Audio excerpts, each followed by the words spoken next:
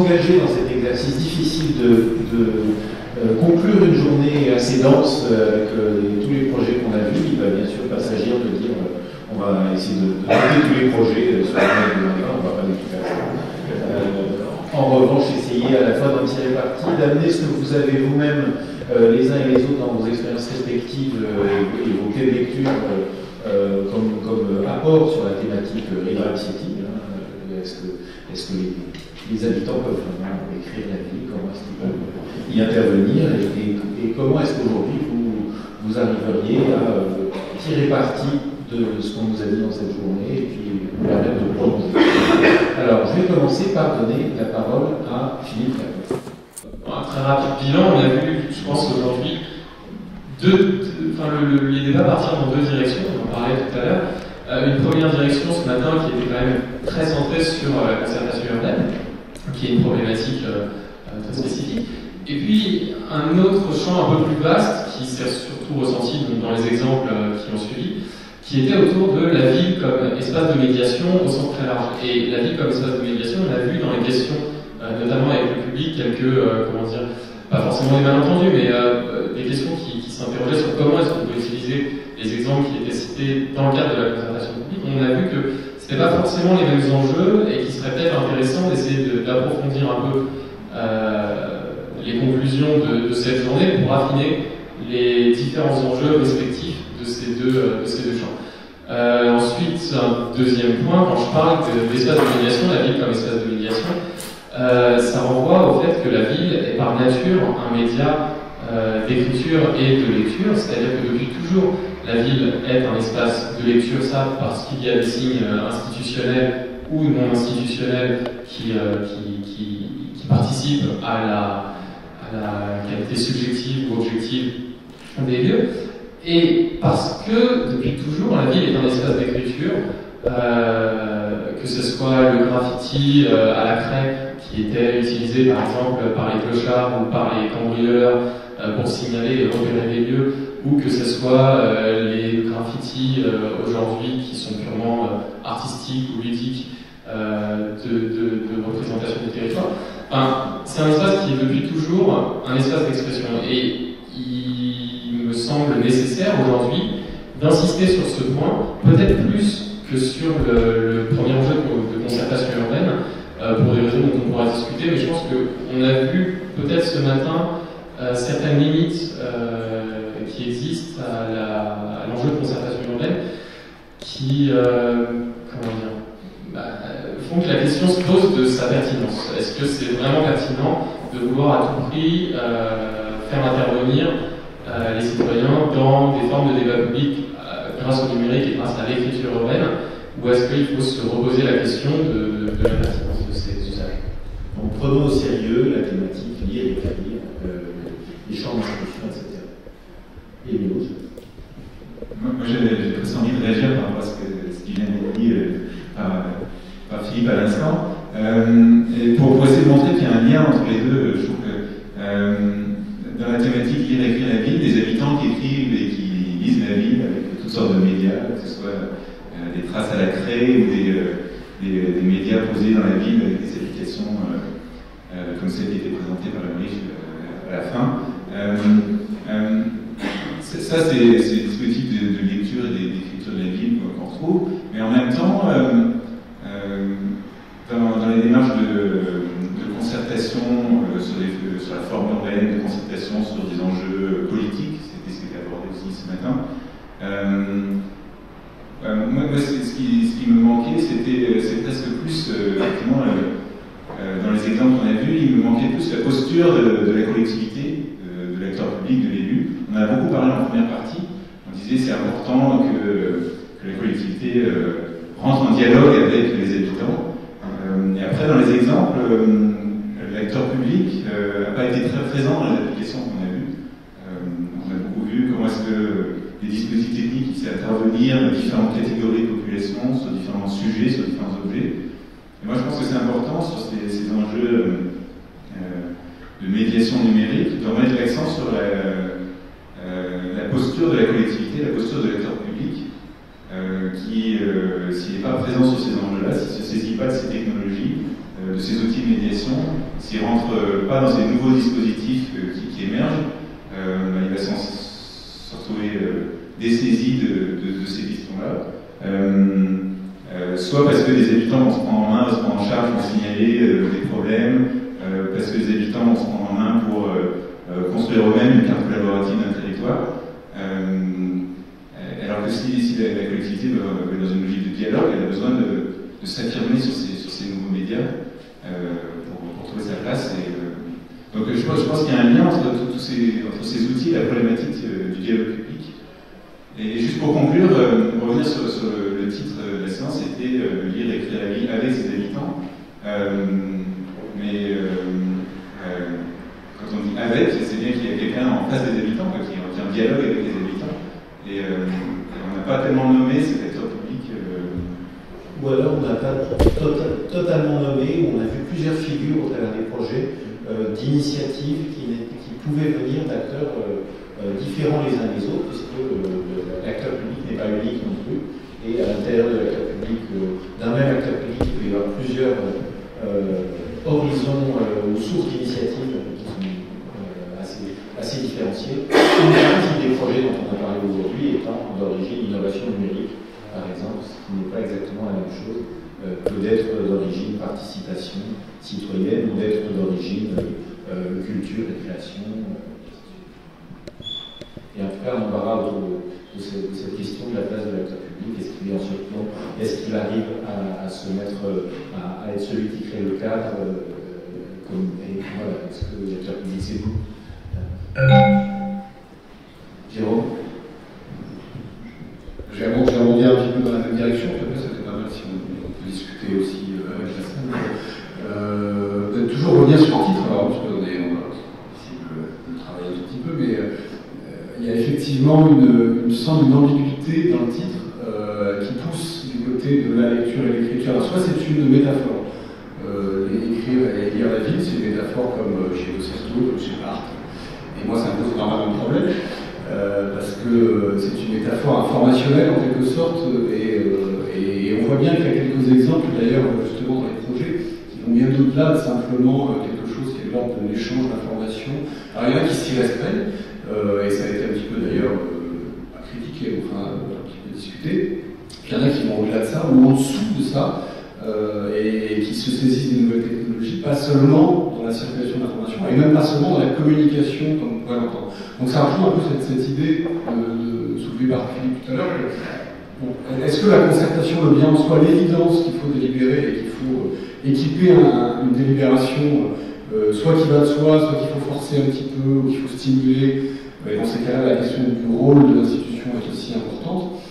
Franchement, cette question, elle se pose véritablement, et dans la notion de lire, écrire, la ville, avec ses habitants, il y a un peu cette idée que tout le monde sait lire, tout le monde sait écrire, et que tout le monde est intéressé par lire et écrire la ville. Peut-être que c'est pas tout à fait le cas, et qu'il y a des manières de lire et d'écrire, ou en tout cas d'intervenir dans la ville, qui était le terme que tu as utilisé tout à l'heure, d'habiter la ville, qui vont, encore une fois, soit au-delà, soit en dessous de cette idée-là de lire et écrire, qui est très...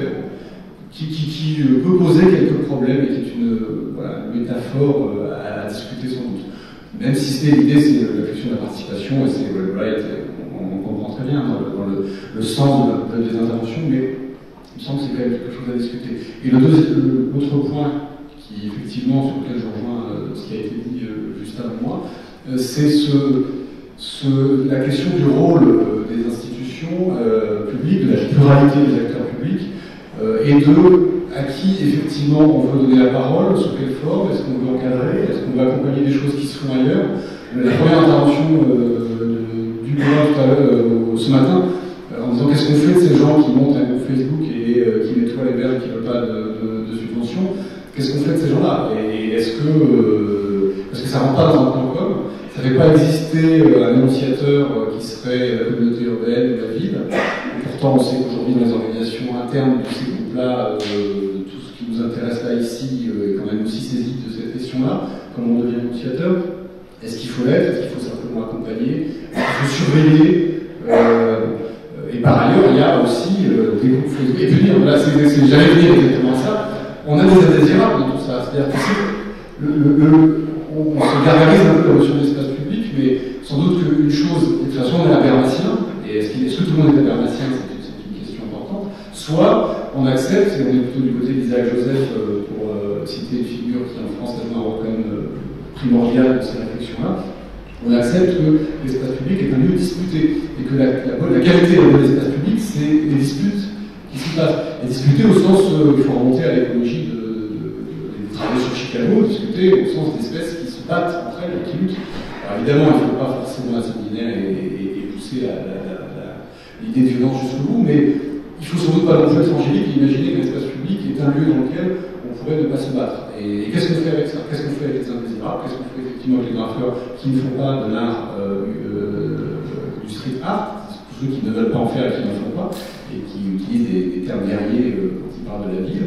Qu'est-ce qu'on fait de beaucoup d'autres? Qu'est-ce qu'on fait des clochards, effectivement, de ceux qui veulent leur bien sur les bancs, etc. À cette ère-là, qui n'est pas seulement le risque de la fracture numérique, qui était important aussi, laisser de côté les plus pauvres, mais c'est aussi qu'est-ce qu'on fait de ceux dont on, entre guillemets, ne veut pas, c'est-à-dire qui n'en veut pas, pourquoi, comment est-ce qu'on assume qu'on n'en veut pas, et comment on fait dans ces espaces-là, que ce soit des discussions ou d'équipement numérique de la ville et des espaces publics. Alors, ce que j'aimerais bien qu'on arrive à faire, et vous avez commencé à faire tous les trois, et on va continuer à élaborer ensemble, c'est vraiment arriver à faire deux choses au cours de cette table ronde. La première, c'est de continuer d'identifier les points qui font mal, les embarras, les zones de dissensus, dans la mesure même où une journée comme celle-ci, avec en plus une douzaine de très beaux projets qui sont présentés, on peut avoir l'impression d'une sorte de consensus global qui éteint des questions de début de journée. Les questions de début de journée étaient quand même tout un ensemble d'endroits où ça coince. Donc, je pense qu'il ne faut pas qu'on oublie. Première chose, donc, travaillons ces zones de controverse, de dissensus, d'embarras. Deuxième chose, répondons aussi aux pistes qui apparaissaient en début de journée, et notamment dans l'intervention de Gérard Perrault, j'ai besoin d'une ouverture, c'est-à-dire qu'est-ce qu'on peut élaborer, quelles pistes peuvent émerger, et est-ce qu'il peut y avoir des construits communs sur lesquels on peut avancer. Moi, il y a une chose, je voulais rebondir sur ce que vient de dire Jérôme, puisque les questions de lire et écrire renvoient à des questions de langage. Or, une partie de ce qui nous traverse depuis ce matin, c'est aussi les cloisonnements, les segmentations, les enclavements, les isolements, donc tout ce qui ne se passe pas dans cette zone où tout va bien, où les gens participent, etc. Les gens des univers de la démocratie active pointent souvent, et ça a été fait ce matin, les difficultés du toujours les mêmes, ce qu'ils appellent même les TLM, en reconnaissant qu'il y a un mérite à faire partie des TLM, et en même temps il y a un inconvénient à ce que ça soit toujours les mêmes. Donc on a toujours ce potentiel d'un numérique qui cloisonne davantage au lieu de faire convivre dans le même monde. Et le fait de s'appuyer explicitement sur des formulations liées au langage, est-ce que c'est pas pour dire que justement langage maison commune, le langage c'est ce qui les cloisonne, la culture c'est là où on habite ensemble, etc. Est-ce qu'il n'y a pas ces idées de conversation, ces idées qui reviennent assez constamment quand on essaie de définir le vivre ensemble à l'échelle du lieu. Dites oui, puis on passe à la question. Moi, ce que je trouve intéressant dans les exemples qui nous ont été présentés, les dispositifs de médiation numérique, en fait, c'est qu'on sent que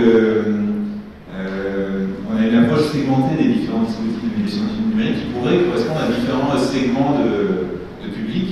On ne va pas forcément utiliser les mêmes outils, les mêmes dispositifs, les mêmes moments, les mêmes lieux pour lire et écrire la ville avec les habitants, selon qu'on s'adresse à différentes catégories d'habitants. Moi, dans les exemples que j'ai vus, Hugues, qui nous parlait de Rennes, il nous parlait de son animation avec la Kinect, il me disait je l'ai utilisé dans un foyer de SDF, je l'ai utilisé aussi, il est aussi utilisé dans d'autres lieux. Donc on voit que c'est des dispositifs qui marchent, on voit avec des seniors, on voit que c'est des dispositifs qui marchent particulièrement avec ce type de public, parce qu'il y a un accompagnement, parce qu'il n'y a pas d'interface, il n'y a pas d'ordinateur visible, et ça permet, le sujet, l'histoire de la ville, ça permet de réveiller, de créer du dialogue. Il y a d'autres dispositifs qui vont s'adresser à d'autres types de publics. Et je trouve assez intéressant la diversité des outils qu'on a montrés. illustre bien le fait qu'il va falloir, si on veut rentrer en dialogue avec les habitants pour écrire la ville, pour construire la ville, il va falloir trouver à chaque fois des dispositifs de médiation adaptés, pas forcément à se dire le dispositif que j'ai créé il est bon pour tout le monde. Donc ça répond en partie à ça, mais je pense qu'il y a plein de franges de population qui rentrent toujours pas, malgré les douzaines d'exemples qu'on a eu, qui rentrent toujours pas dans ce type d'outils, mais qui trouvent quand même des moyens de s'exprimer ou pas, que ce soit à la craie en taguant un mur ou.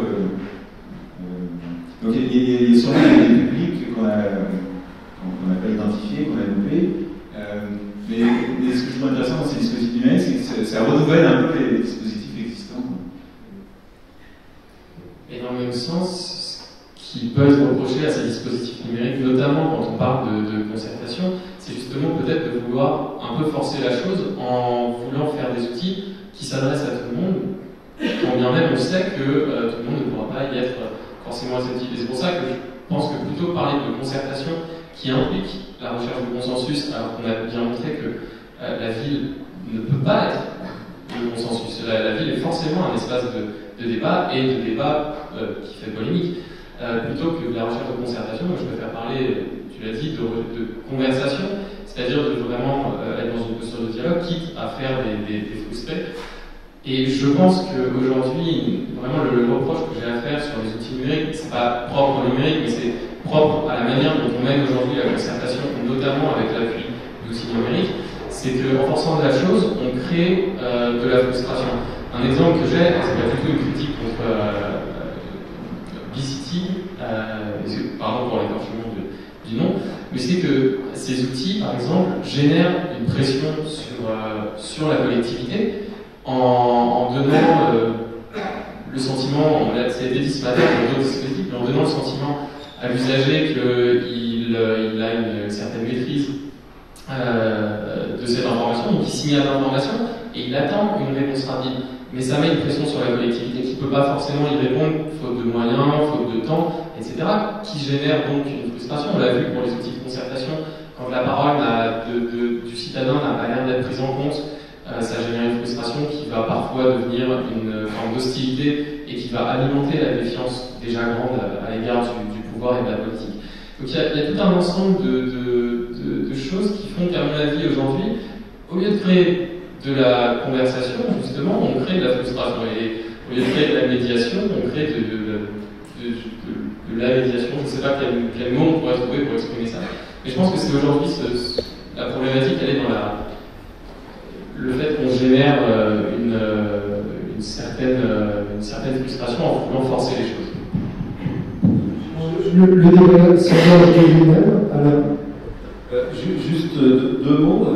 C'est intéressant parce que la concertation, tu dis qu'il faudrait mieux un petit peu la dégonfler en fait, dans ses objectifs en la transformant en conversation au moment où on parle de co-conception, c'est-à-dire au moment où on parle d'accélération ou de vraiment prendre au plein sens de ce que ça peut constituer, donc de faire de la co-conception. Quand tu parles de le dégonfler, c'est intéressant et peut-être que ça peut être fait en même temps, mais je ne sais pas si on peut enlever la co-conception quand même. C'est un vrai débat. Enfin, moi, je suis surtout là pour poser la question de la pertinence et je trouve que c'est vraiment intéressant de s'interroger sur ça. Juste rapidement, en fait, si on prend un exemple, sans monter tout, très concrètement, si on prend un exemple comme celui du CITIS ou comme celui de Cyclifix ou comme les systèmes d'alerte, si je prends l'exemple d'un service qui s'appelle Fix My Street, en gros, les gens signalent des dysfonctionnements sur l'espace public. Sur l'Angleterre, on peut taper n'importe quel code postal et on va avoir environ 1200, 1500, sur l'Angleterre, il y a 1500 signalements d'incidents par semaine, c'est un collectif. C'est pas du tout un territoire qui a mis ça en œuvre, il y a une recherche par comté, c'est très précis, fonctionnel. Il y a une seule ville qui a contacté les personnes de ce collectif pour leur proposer de faire quelque chose qui ressemble un petit peu à B-City, c'est-à-dire de tenter en fait de câbler la réaction opérationnelle, et je ne parle même pas de démocratie, je parle d'opérationnalité, c'est-à-dire le fait d'utiliser le lien entre la capacité des personnes à signaler des choses, la capacité de la collectivité des habitants à essayer de régler des micro-problèmes qui ne posent pas au premier niveau apparemment problème politique, mais qui de fait génèrent une cartographie de suivi en temps réel de l'action des services publics, puisque c'est les citoyens qui signalent que la poubelle est encore passée. D'accord? Il n'y a que Canberra en Australie, c'est même pas en Angleterre. Et Canberra dit on est prêt, nous, à faire de la promo pour le service sur le site, mais on veut une alerte sur nos services techniques pour au moins être au courant de ce que les gens signalent comme incident. Je pense que la posture de Canberra est intéressante, mais ce que je pense aussi sur un projet comme ça, c'est ce qu'on a constaté de tout temps sur n'importe quel dispositif innovant, qu'on ravage depuis des lustres sur les RH 2.0 et tout ce qu'on veut, qui est que le problème, c'est l'organisation derrière. Donc en gros, aujourd'hui, le stress, c'est qu'est-ce que je fais? Le technicien va vous dire qu'est-ce que je fais si j'ai 300 signalements d'incidents ce matin sur mon truc et que je reçois 80 mails de gens qui ne sont pas contents et que la carte montre qu'on ne réagit pas assez vite, sachant que vous me demandez de fonctionner à budget constant, que vous me demandez de SML là en plus et que vous m'avez refusé, je sais pas, la balayeuse neuve dont on avait besoin pour mieux nettoyer les photos existants. Donc ça veut dire que, et c'est pas le cas que pour le numérique, c'est le cas pour n'importe quoi, chaque fois qu'on a une incidence organisationnelle, on a un problème de conduite de changement et c'est là où joue une question aussi de culture. Et tout à l'heure, on parlait au niveau exogène à la structure administrative, que je connais un petit peu. On parlait, en gros, sur le territoire, ok, ça bouge, ça innove, pourquoi, etc. Par exemple, la reine. Mais dans la personne morale collectivité où il y a des agents qui font leur boulot, il y a aussi un problème de, entre guillemets, d'insuffler une culture d'innovation. D'accord? Le fait d'accepter de changer. Le fait de modifier, je sais pas, des horaires de travail, le fait de... Voilà, vous voyez? Donc ça, c'est fondamental. C'est-à-dire qu'en gros, et je suis convaincu d'ailleurs que Vicidis certainement le prend en compte dans son offre, dans la manière de structuration de son offre, en gros, on ne peut rien sans ça. C'est-à-dire qu'aujourd'hui, on va devoir, de fait, si on veut croiser avec le potentiel citoyen, démocratique ou simplement d'expression sur le terrain au niveau opérationnel pour des territoires dans l'exécution toute simple de suivi de demandes d'habitants, visualisation collective, des modifications organisationnelles lourdes, qu'on sait faire des fois pour faire la restriction budgétaire, de la mutualisation entre collectivités, genre une ville et une aglo, mais qui là porte sur de logiques que tu as qualifiées, Jacques-François, quasiment d'innovation continue. Et ça, aujourd'hui, je pense que c'est un joli petit défi qui se cache derrière la lecture et l'écriture de la vie dans le lien avec les pouvoirs publics. Oui, je vais essayer de répondre directement, de rebondir, parce que il me semble que c'est un autre point qui apparaît assez peu, mis à part finalement dans la présentation de Vicidis, ce qui est au cœur de ça justement, c'est cette question de l'organisation des villes. Et il me semble qu'il y a un risque à plusieurs titres du côté des innovateurs qui présentent des nouvelles solutions urbaines. C'est d'imaginer que la ville est vierge et politiquement et organisationnellement et qu'elle a que des usagers et qu'on va apporter des services à des usagers de la ville, que ce soit pour la concertation auprès d'élus, voilà, ou que ce soit pour des choses beaucoup plus opérationnelles. Et c'est encore plus le cas pour des choses opérationnelles. C'est pourquoi est-ce que Fix My Street est peut-être dangereux, c'est parce qu'effectivement on peut faire un dispositif d'invisibilisation du fait que la vie est travaillée, il y a des gens qui travaillent dans la ville tout le temps et qui font ce boulot-là. Et que, de ce point de vue-là, une nouvelle technologie associée à faire un lien, quand il n'est pas exactement fait, entre les services de la ville ou des collectivités et les usagers de la ville, risque de créer tout simplement de l'invisibilité, en produisant de la visibilité de ce qui ne va pas, mais en rendant invisible aux usagers les coulisses de la ville. A l'inverse, ça peut devenir une opportunité si précisément on donne à voir les conditions de travail, on donne à voir les moyens qui sont donnés, et que le deal se joue de ce côté-là, c'est-à-dire, quand vous faites ça, rendez-vous compte que finalement ce que vous demandez va toucher le service de la voie, par exemple, qui attend personne. Rendez-vous compte que ce que vous avez demandé sans savoir, en fait, vous n'avez pas besoin de savoir à l'avance l'organisation de la ville, mais on la rend visible. La collectivité, on la rend visible, et donc on rend visible le travail nécessaire à la réalisation. Et ça, c'est une opportunité forte qui est pour l'instant très peu utilisée dans les nouvelles technologies et la ville 2.0, parce que c'est plutôt le contraire qui se passe, c'est la fabrication d'un nombre de services, d'une ville entièrement dédiée à ses usagers, mais comme dans le monde du service, une ville servicielle, mais qui efface, et on croit qu'il a disparu, le travail qu'il y a en coulisses. Et ça met de la pression énorme du côté de ceux qui travaillent, effectivement en coulisses. Ça empêche de poser la question des moyens, parce qu'on peut croire que là, c'est dû. Alors que si on rend visible, ce qui est un risque, ça montre déjà qu'il y a un travail, que c'est complexe, que c'est compliqué. L'organisation peut peut-être se transformer, mais pas sur une pression des usagers, mais en mode d'intermédiation. C'est vraiment là que je vois intéressant. Mais la visibilisation de ce travail-là, et donc la juste évaluation de réaction des services des collectivités, par exemple, qui ne sera pas une évaluation simplement ils n'ont encore rien fait avec un i avec des guillemets qui est complètement abstrait, qui a pas sur lequel on ne sait absolument pas mettre un visage ou un nombre d'employés. Il me semble qu'il y a un risque véritablement d'invisibilité. Donc les technologies et l'usage des technologies qui deviendraient la cape d'invisibilité pour ça en plus. Ils sont pas visibles aujourd'hui. Non, justement, l'opportunité c'est de les rendre visibles. Oui, mais c'est pas la même chose que rendre invisible. C'est les rendre encore plus invisibles. C'est-à-dire que c'est les rendre encore plus invisibles. En fait, ça vient d'une réflexion en histoire et en sociologie des infrastructures techniques qui montre que toute infrastructure technique produit de la visibilité, efface du travail. Alors, ça se joue dans des choses un peu médiatiques qui disent on met le consommateur au travail, par exemple. On pourrait dire on met les citadins au travail, c'est pas à eux, on pourrait être critique, à la manière de Marianne Dujardin, par exemple, son livre sur le consommateur au travail. Ikea met le consommateur au travail, la SNCF qui fait imprimer ses billets, on peut dire qu'ils mettent le consommateur au travail, et qu'il y a une partie du travail qui a été déplacée sur le travail gratuit qui tue des usagers. C'est très très discutable. C'est du marketing, générateur de plusieurs comptes. Tout à fait. C'est du marketing, mais ça efface qu'il y a un travail en dessous. Non, mais en fait, ça efface un travail réel en dessous qui devient totalement invisible, qui ne pose plus jamais de problème. C'est plus que du marketing, c'est-à-dire là on se retrouve projeté dans le vocabulaire front office, back office. Autrement dit, le back office, il est derrière, il est loin, en gros il n'existe pas, et le front office, il est en revanche très visible puisque c'est la vitrine de la collectivité, ce qui fait que d'ailleurs tout un ensemble de villes travaillent le numérique dans une approche de logique de l'offre, vendent le numérique et vendent les services numériques. Ils ne sont pas, je veux dire, on est dans des zones de confusion en ce moment entre tour à tour dans la journée. On a parlé, alors il y avait Émile ensuite, on a parlé tout autour dans la journée d'usagers, de citoyens, de citadins, d'habitants par moment, mais aussi de publics.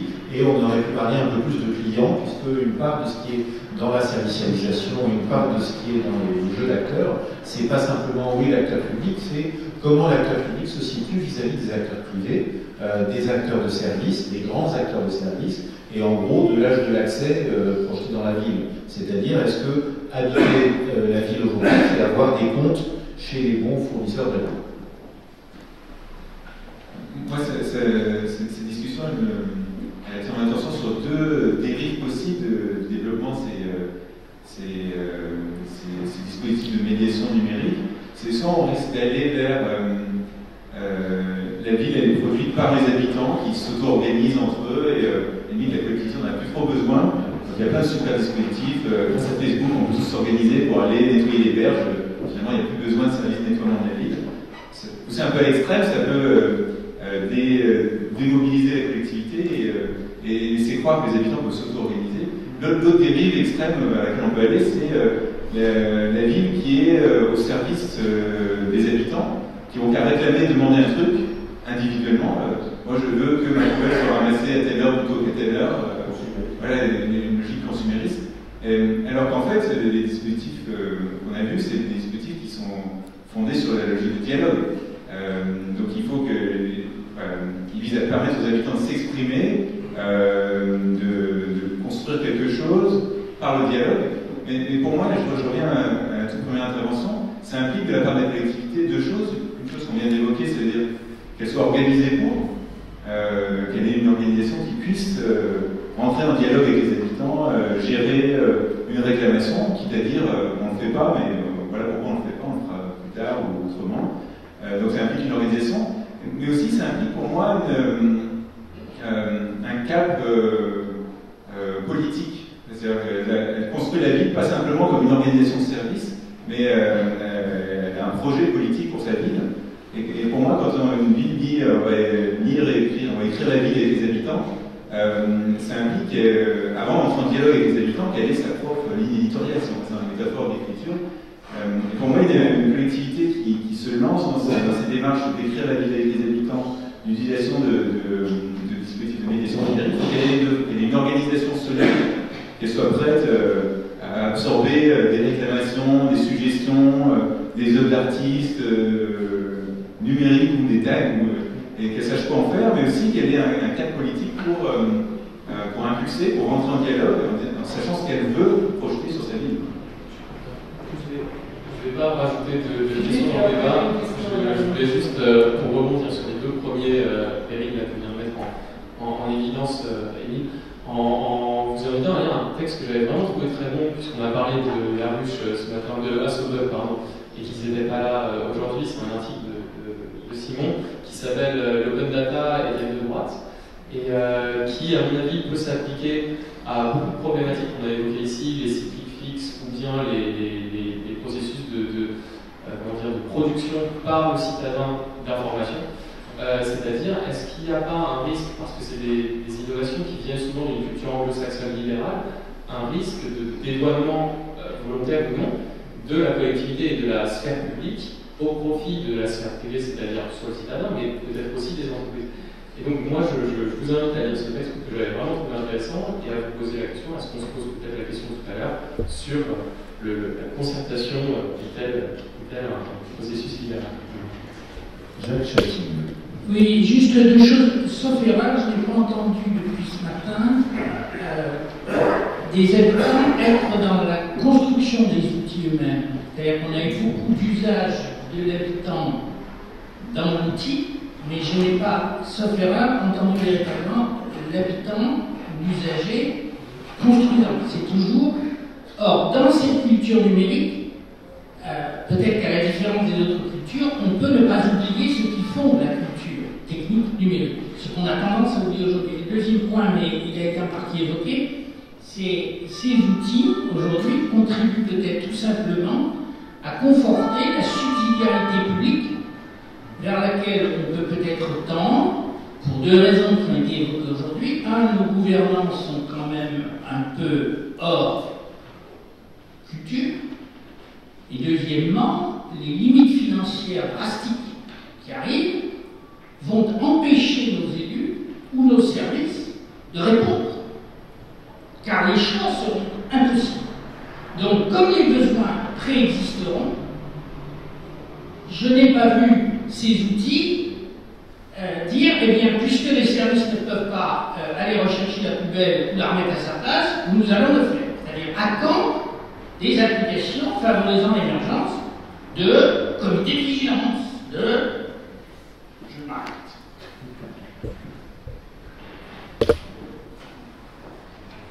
Oui.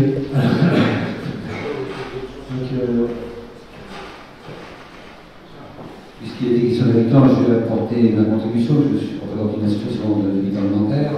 Effectivement, les présentations m'ont énormément intéressé.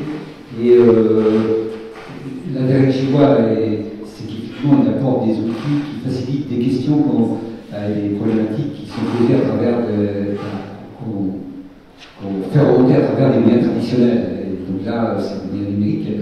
Là, mon propos est de dire, et ça a été déjà dit, c'est qu'effectivement, il faut s'appuyer sur des moyens numériques, mais il ne faut pas négliger ce qui a été dit, le présentiel, parce que notamment pour la concertation, je pense qu'il y a des choses qu'il ne faut pas négliger. Nous, en tant qu'association d'habitants, on utilise le numérique simplement comme messagerie, et c'est une bonne aide pour communiquer avec nos adhérents, etc.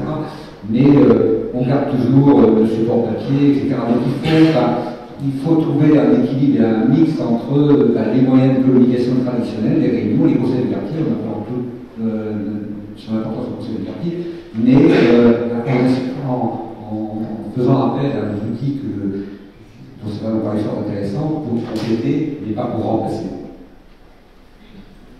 Je pense que c'était le propos tout au long de la journée, hein, le fait de chercher une hybridation entre, justement, c'est le retour au réel de l'usage des technologies, non pas, oui, bien entendu, on n'est pas là pour remplacer, on est sur une logique de conjonction, et c'est bien ce qui est, quand on parle de vie hybride et de concertation qui mêle le présentiel et le distanciel, et pas simplement sur l'usage de la messagerie, mais sur des choses qui vont permettre d'avoir des apports des deux côtés, mais surtout de pouvoir matcher les deux, c'est-à-dire les croiser. La réunion publique comme forme traditionnelle de la concertation, le constat aujourd'hui qui a été posé, c'est quand même un essoufflement. Il y a un certain nombre de critiques qu'on peut apporter de ce côté-là. On a aussi des critiques à adresser sur des dispositifs en ligne qui n'adressent pas forcément le même public, mais à un moment donné, si on dit on mixe vraiment. Et je n'ai jamais vu des réunions publiques couplées avec des dispositifs en ligne où, au moment de la prise de décision, on allait pouvoir capitaliser sur la parole telle qu'elle avait été collectée du côté d'un dispositif en ligne, aussi bien de lui donner le même statut que celui de la parole qui avait été collectée en réunion publique, mais de matcher les deux et que la décision prise soit faite en justification de ces paroles couplées du distanciel et du présentiel. Donc oui, bien entendu, on cherche à mixer tout ça et à tirer les apports positifs par rapport au développement de la concertation. Je voulais revenir, je suis très intéressé par la notion d'invisibilité augmentée, ça me paraît vraiment très intéressant. Et aussi sur peut-être cette histoire d'un back-office qui serait réalisé par les citoyens. Parce que ça veut dire quand même beaucoup de choses, c'est assez perturbant. Où le back-office qui était caché devient un back-office géré par les citoyens parce qu'ils font du travail, donc c'est droite, mais peut-être que c'est l'ultra-gauche, parce que finalement, si tout est réparti dans la puissance des gens qui travaillent, ils peuvent aussi bloquer ou faire évoluer les choses. Donc, je crois, voilà, mais je pense que c'est quand même important. Je suis un petit peu étonné par, on dit, il y a du risque, encore heureusement qu'il y a du risque, et tant mieux s'il y a du risque. Et à chaque fois que je passe à Rennes, j'ai super peur, parce que là-bas, comme ils sont en avance, il y a beaucoup de risques. Mais bon, ça va quand même, quoi. Donc, je suis un peu, je crois que, voilà, donc, il y a du risque, mais l'enjeu, c'est justement, évidemment, c'est tout ce que c'est très ambigu, qu'à chaque fois, on mélange le réel et le virtuel, et c'est ça qui est fabuleux, et voilà. Émile. Juste une chose sur le back-office, très rapidement. Une chose qui a été dite tout à l'heure, c'est quand même, moi, j'ai jamais su comment fonctionnait une ville avant d'être embauché par une ville. J'ai jamais su quel était le chemin d'une délibération, d'abord dans l'administration, puis à la décision politique. J'ai jamais su comment était traité un courrier qui était envoyé à un mail. J'ai jamais su comment étaient organisées des tournées de balayage en dehors de chez moi, parce que ce qui m'intéresse, c'est que les gens, je sors la poubelle sur le trottoir. J'ai jamais été conscient du nombre d'associations qui étaient subventionnées, lesquelles et comment. J'ai jamais été conscient des formes de gouvernance qu'il y avait sur le subventionnement de différentes associations sportives avant de travailler dans une ville. Donc là, on va me dire, ok, on n'est pas dans la concertation, on est dans l'information. Mais il y a pas mal de choses qui sont importantes quand même. D'une part, on disait il, entre guillemets.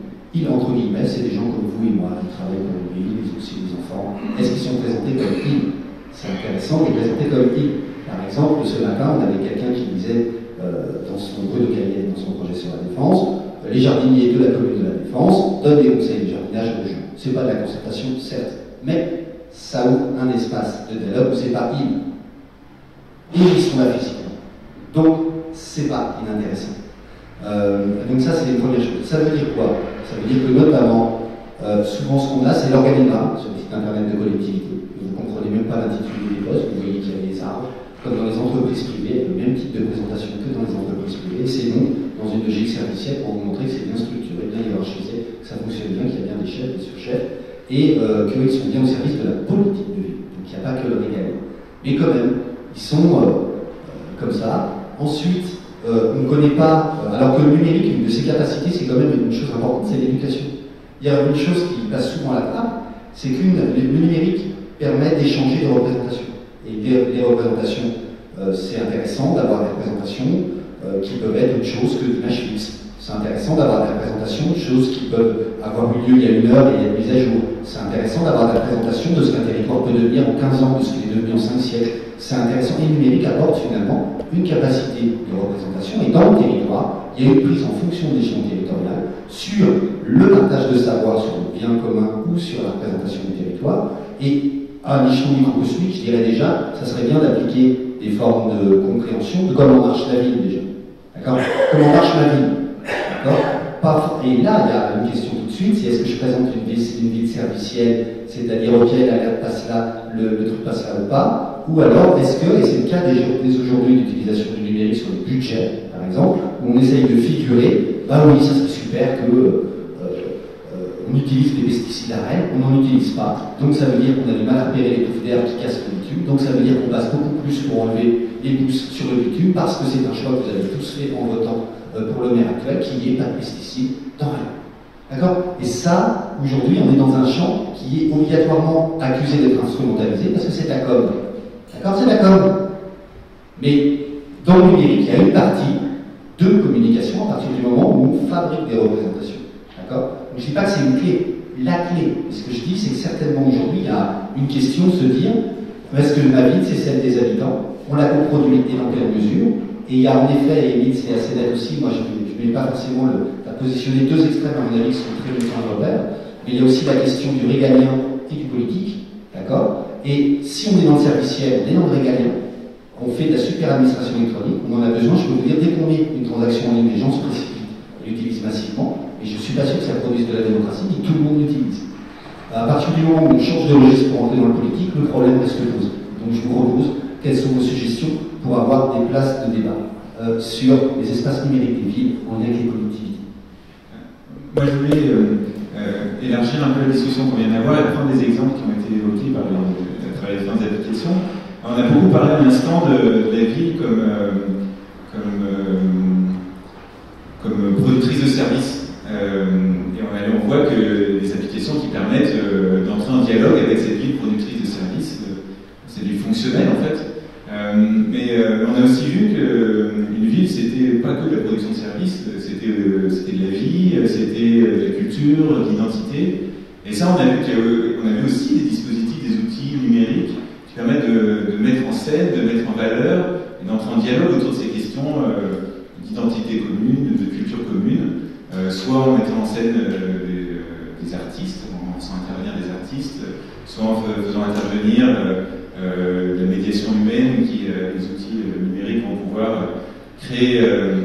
contribuer à créer et associer les habitants à la création de cette identité, de cette culture commune.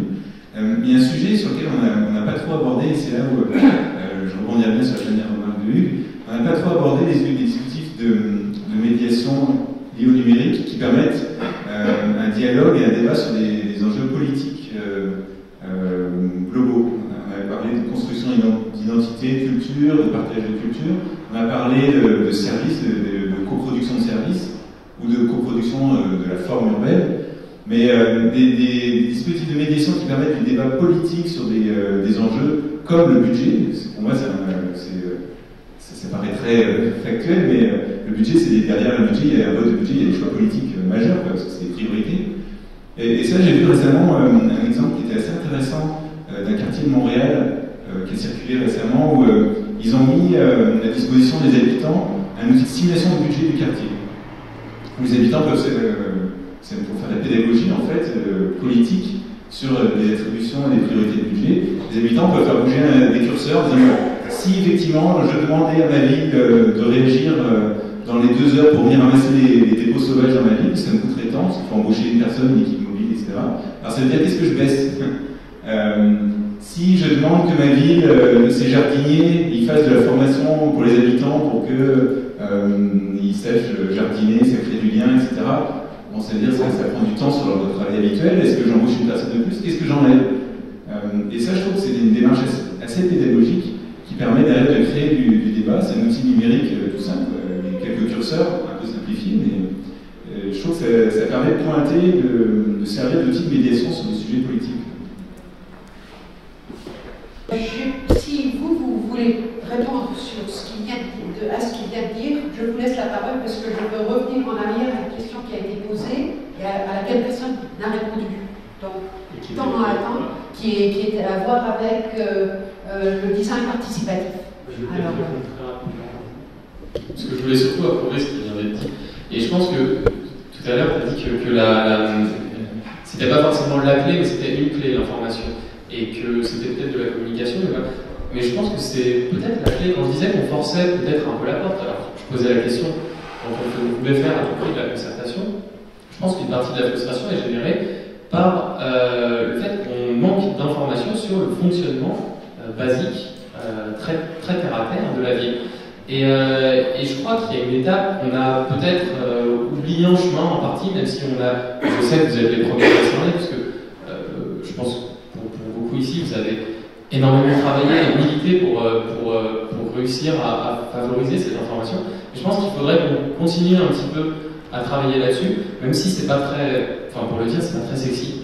Aujourd'hui, on a envie de rêver un petit peu à des choses, à des outils un peu plus fous, un peu plus rêveurs. Mais je crois qu'il ne faut pas qu'on oublie que, à mon avis, c'est pas seulement une clé, c'est la clé. Que tu as parlé tout à l'heure que les gens ne se rendaient pas compte de l'organisation derrière, les gens ne se rendent pas compte de comment ça fonctionne derrière. Et comme ils ne s'en rendent pas compte, ils sont frustrés. Et quand Émile dit revenir à des choses très basiques comme le budget, bah ouais, c'est pas très glamour, c'est pas très sexy, mais c'est peut-être en revenant à des choses aussi prosaïques qu'on facilitera, on diminuera peut-être la frustration qui est générée par le fait qu'on force un peu, à mon avis, la porte. Ouais, c'est peut-être utile de revenir 2 secondes avant de passer à ce sujet qui est vraiment important, mais c'est peut-être utile de revenir à pourquoi est-ce qu'on veut de la concertation. On a par moments l'impression que c'est parce qu'on est gentil. Or, c'est pas parce qu'on est gentil qu'on veut de la concertation. On en veut parce que ça se passe potentiellement mieux si la concertation est bien faite, et potentiellement beaucoup moins bien si les gens, les habitants, les acteurs de la ville ne sont pas partie prenante de ce qui se passe dans la ville. Moi, je voulais juste revenir sur trois points différents tels qu'on a pu les entendre au fil de la journée. Un premier point qu'on mentionne, c'est la technicisation. C'est-à-dire le fait, aujourd'hui, c'est pas simplement compliqué d'être un habitant qui participe, c'est aussi compliqué d'être un conseiller municipal, c'est vachement dur. En général, on va délibérer sur des choses qu'on ne comprend pas complètement, sur lesquelles on est complètement dépendant d'une bonne instruction des dossiers par les collaborateurs. C'est pas très simple d'être dans un service technique quel qu'il soit, même si dans des métiers pas très techniques, parce que les silos techniques sont tous hors de portée les uns des autres. Donc la traduction entre les champs d'intervention dans la ville et la traduction entre les différents types d'acteurs, c'est déjà assez compliqué. Et la troisième chose, c'est qu'on est dans un monde incertain dans lequel le fait que nous soyons tous partie prenante est notre meilleure garantie qu'on va arriver à aller de l'avant. Dans un monde incertain, ce qui se passe aujourd'hui, c'est la désaffection aux élections, c'est tout un ensemble de désaffection autour de l'intérêt général, c'est du repli individualisme, c'est du subi et du record anxiolytique, et ainsi de suite. Donc le fait d'être à nouveau partie prenante de notre destin, il y a quand même un enjeu il y a quand même X enjeux autour de ça qui mettent pas mal sous tension. Derrière, j'ai l'impression qu'on vient de raconter plusieurs choses qui sont assez passionnantes, y compris dans le fait de placer les bornes extrêmes en disant il y a d'un côté la ville auto-organisée, dont je ne sais pas si elle est autogérée ou libérale, et de l'autre côté le consumérisme urbain, dont je ne sais pas s'il est un avatar de la compétitivité territoriale ou s'il est juste éphémère, disons comme on en est pour mon argent, et qui renvoie aux gated communities américaines et ainsi de suite.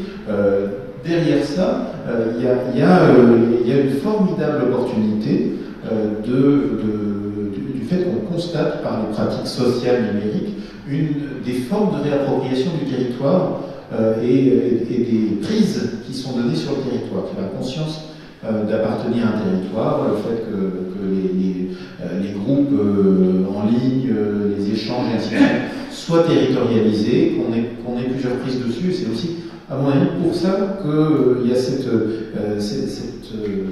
échange de tout à l'heure autour de conversation-concertation, sur laquelle la question que peut poser Alain Ranc était de dire oui, mais est-ce que c'est pas dommage de se contenter de la conversation alors qu'on est à coproduction?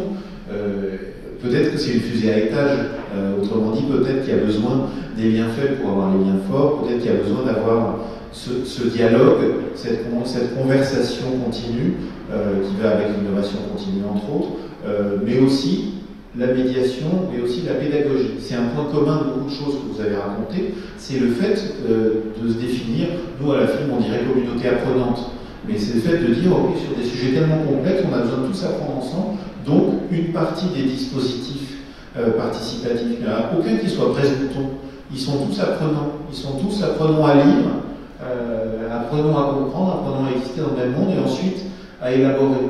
Donc on est, dans la plupart des cas, en train de dire je ne fais pas du presse-bouton, je fais de l'élaboration, je ne fais pas du one-shot ou du êtes-vous pour ou contre, je fais on discute dans le temps long. Autrement dit, c'est probablement par ces chemins-là qu'on passe de la conversation par la pédagogie et la médiation à la concertation. Moi, c'est en tout cas comme ça que je lis une partie des échanges et des projets de l'autre.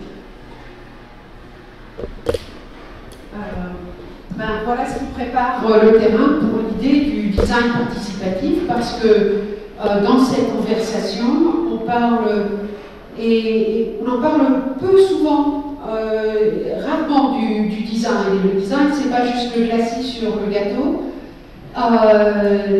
Et juste, je vous ferai une petite parenthèse parce que souvent, j'entends parler d'outils, comme si ces outils très techniques pouvaient aussi servir d'outils de communication.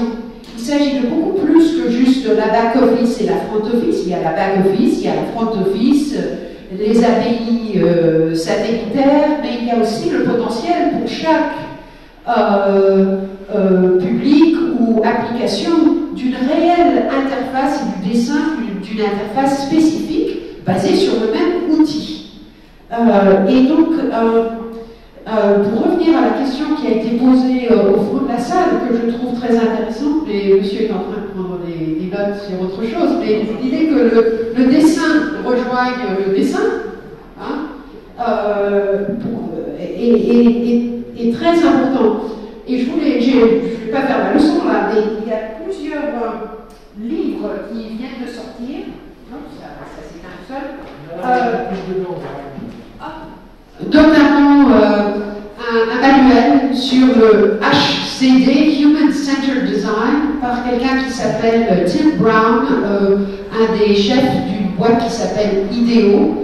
Et c'est comme un manuel d'un processus d'écoute, d'expérimentation, de restitution, de dessin qui va passer par des prototypages, des sortes de comptes rendus et le redessin d'un dispositif qui, au fil des itérations, se perfectionne. Juste en ce qui nous concerne, notre première interface était très complexe. Celle qui se réduit à cool pas cool a été faite et polarisée de cette manière-là, très binaire, parce qu'on nous a dit on ne comprend pas ce que vous voulez faire avant. Donc, on a réduit ça à l'extrême, c'est cool, c'est pas cool, et au milieu ça se discute. Et il y a, disons, 40% des personnes qui vont regarder cette interface qui vont dire c'est complètement ridicule de polariser l'information de cette manière-là. Et pour eux, avec le même outil de gestion de médias, de commentaires, de vote, on peut décider un tout autre outil de communication et donc de gestion des échanges qui contribuent à la concertation ou à la participation.